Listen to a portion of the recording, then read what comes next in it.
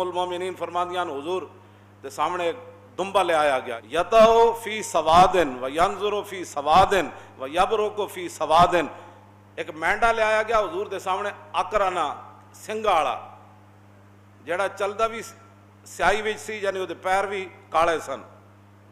اور دیکھدا بھی سیاہی وچ سی، یعنی وہ اکھاں مبارک جڑیاں وہ سرمگی سن،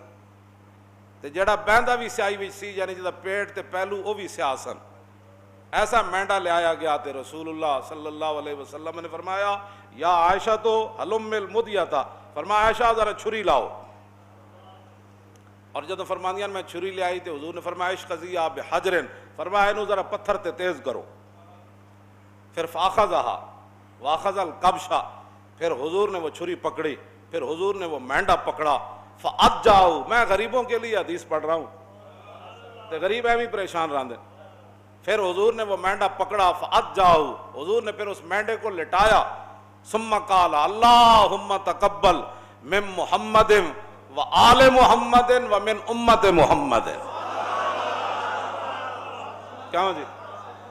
ایڈا خوبصورت مینڈا تے پھر چھری ام المومنین تیز کی تھی تے حضور نے لٹا کے تے جب چھری رکھی نا او دے گردن تے عرض کی تھی یا اللہ یہ میری طرف سے بھی قبول فرما، میرے آل کی طرف سے بھی، اور قیامت تک جو امتی طاقت نہ رکھتا ہو اس کی طرف سے بھی قبول فرما۔ اور تم آیا نہ درتے کیوں بد نصیبہ او ہزارہ رنگاں وچ، تم آیا نہ درتے او کیوں بد نصیبہ